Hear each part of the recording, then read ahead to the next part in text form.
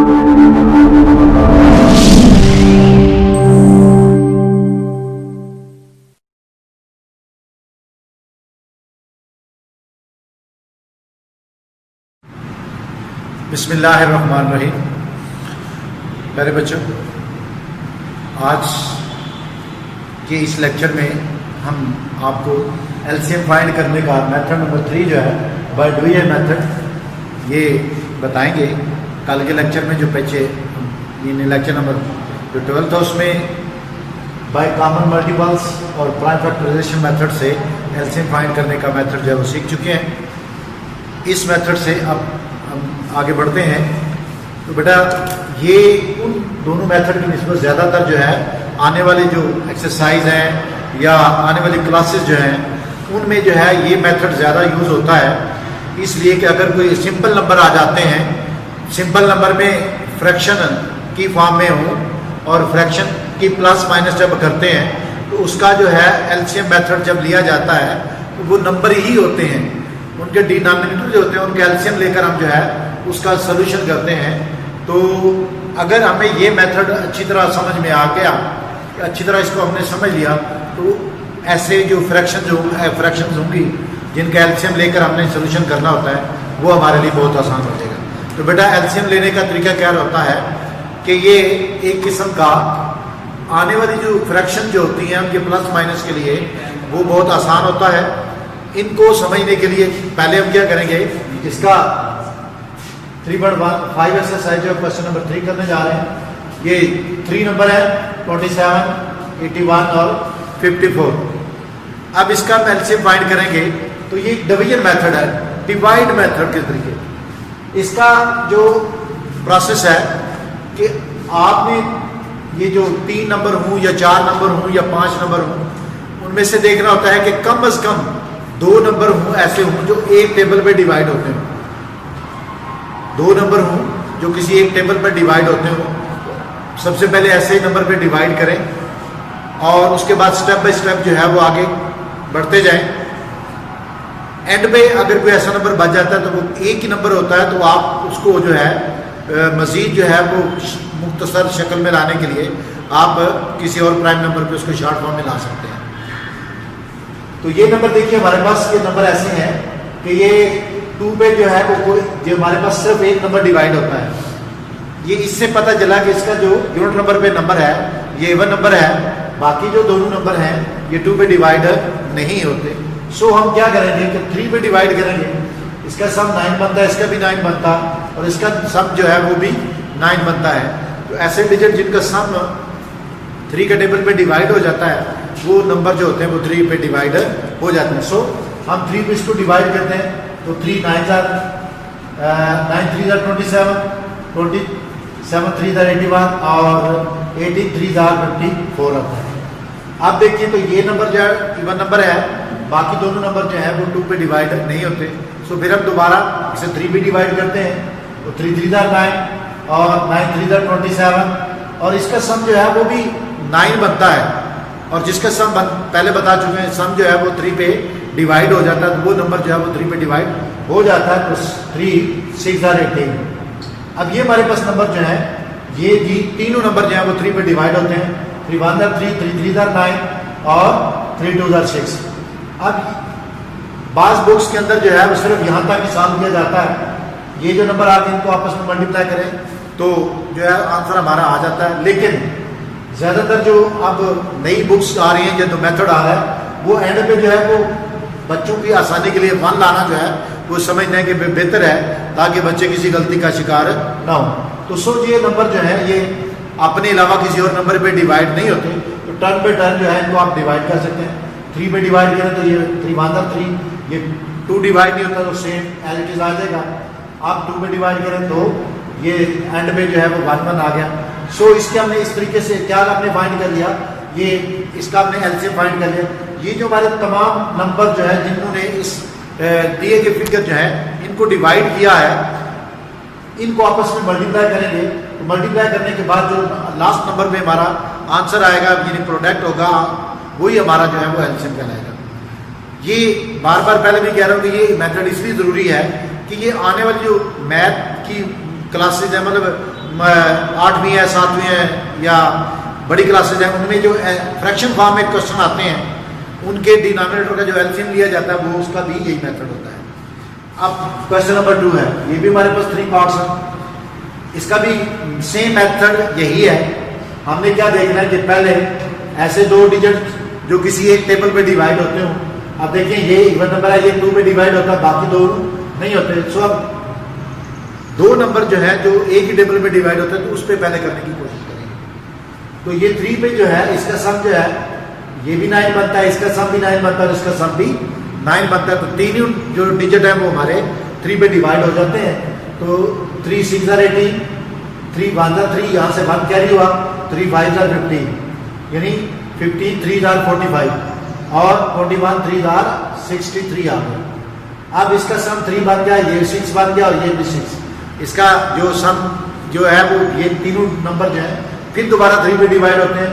तो 3 2 are 6, 3 5 are 15, 3 7 are 7 3 are 21 आ गया।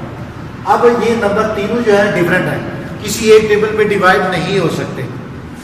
ऐसी कंडीशन में हम क्या करेंगे कि इनको पहले छोटे नंबर पे करें, तरतीब आप जेल में बना लें, फिर उसके बाद उससे बड़ा जो नंबर है फिर उसके बाद उसको, ताकि एंड पे हम जो है वो 1 जो है वो ला सकें। तो इसी तरह हमने इनको डिवाइड किया, ये डिवाइड प्रोसेस है। जिस तरह एक सिंगल नंबर प्राइम फैक्टराइजेशन में एक नंबर को लेते हैं तो डिवाइड करते जाते हैं, ये जो कंबाइन है ज़्यादा है 3 डिजिट है तो इनको इसी तरीके से करना। मेथड वही डिवाइड वाला है, तो डिवाइड करते हैं एंड में 1 लाया। सारे जो डिवाइजर इनके जो ऐसे नंबर जो इनको डिवाइड कर रहे हैं तीनों डिजिट को, उनको आपस में मल्टीप्लाई करेंगे तो हमारे पास जो आंसर आ जाएगा 630 आंसर आ जाएगा। क्वेश्चन नंबर 3 यानी इसी क्वेश्चन का पार्ट नंबर 3 है, ये भी नंबर है, इसका प्रोसेस भी वही है। बेटा इनको टर्न पे टर्न आपने पहले क्या देखना है कि ये इवन नंबर है, ये बाकी दोनों 2 पे डिवाइड नहीं होते। तो हमने क्या देखना है कि ऐसे 2 नंबर जो है वो किसी एक टेबल पे डिवाइड होते हैं। तो 5 पे जो है ये तीनों डिजिट जो है वो डिवाइड होते हैं। सो हम इसको पहले 5 पे डिवाइड करेंगे, फिर ये एंड में जब यहाँ तक पहुँचते हैं तो ये नंबर तीनों डिफरेंट हो जाते हैं। अब ये 7 पे होता है, ये 11 पे होता है, ये 2 और 5 पे होता है और इसके अलावा 10 पे होता है। अब इनको क्या करना है कि ये एक नंबर पे कोई भी 2 नंबर जो है एक टेबल पे डिवाइड नहीं हो सकते। तो इनको इनफरादी तौर पे अपने अपने जो नंबर्स हैं अपने आप पे डिवाइड करते हुए आगे प्रोसेस को लेके चलेंगे ताकि एंड पे हम 1 ला सकें। तो इस पहले 7 पे करेंगे तो 1 आ गया, फिर 11 पे किया, अब ये हमारे पास नंबर आ गया 20। अब 20 जो है इसको हमने क्या करना है कि अपने ही आसानी के लिए क्या करेंगे कि 2 पे डिवाइड किया, फिर 2 10 आ गया, फिर 2 पे डिवाइड किया तो 5 आ गया, 5 पे डिवाइड किया तो 1 आ गया। एंड पे 1 लाने में हम कामयाब हो गए। जो हमारे पास ये तमाम डिजिट जो है इनको मल्टीप्लाई करेंगे तो ये आंसर 7700 जो है ये एलसीएम जो है इस नंबर का फाइंड हो जाएगा। ये था इसका जो 2 डिजिट नंबर प्रोसेस आई। ये छोटे नंबर थे, अब थोड़ा सा एक बड़ा नंबर जो है, अगर बड़ा नंबर आ जाए तो उसका तरीकाकार या उसका मेथड भी यही होगा। पहले हमने क्या करना है कि 2 ऐसे डिजिट जो है जो एक ही टेबल पे डिवाइड होते हैं वो देखेंगे कौन से हैं। अब ये जो 2 डिजिट है ये 2 पे डिवाइड होते हैं, जबकि ये डिजिट डिवाइड नहीं होता। जो डिवाइड नहीं होता उसको सेम जो है वो नीचे लिखा जाता है, बाकी जो डिवाइड होते हैं।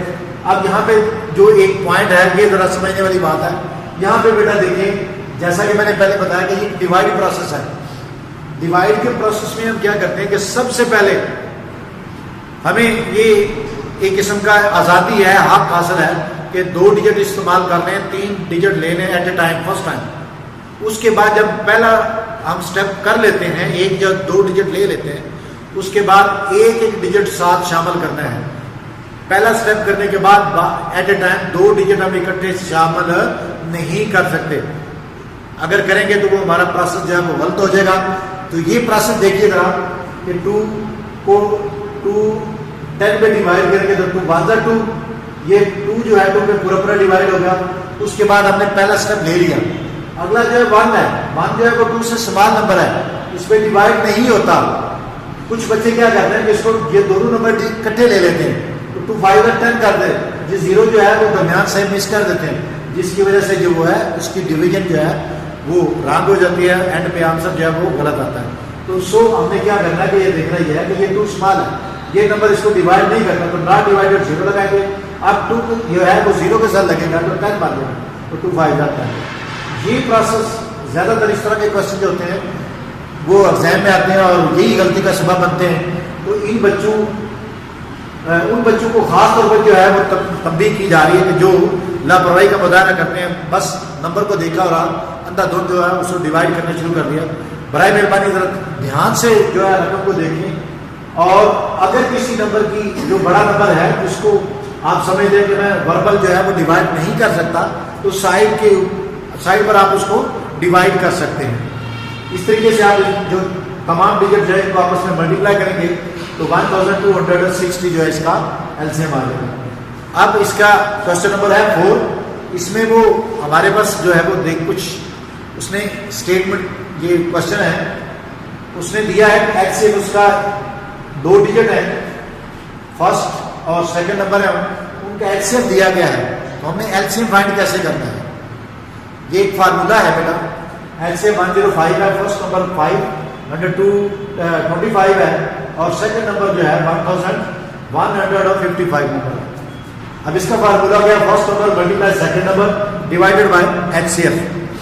आप इस फार्मूले में ये वैल्यू पुट कर देंगे, वैल्यू पुट करने के बाद इनकी कंसिलेशन करेंगे। अगर आपके पास कैलकुलेटर है तो आप कैलकुलेटर की मदद से दोनों को मल्टीप्लाई करें और 105 पे डिवाइड करें तो आपका आंसर ये आ जाएगा। अगर आप कैलकुलेटर नहीं है तो आप कैंसिलेशन की मदद से आप कर सकते हैं।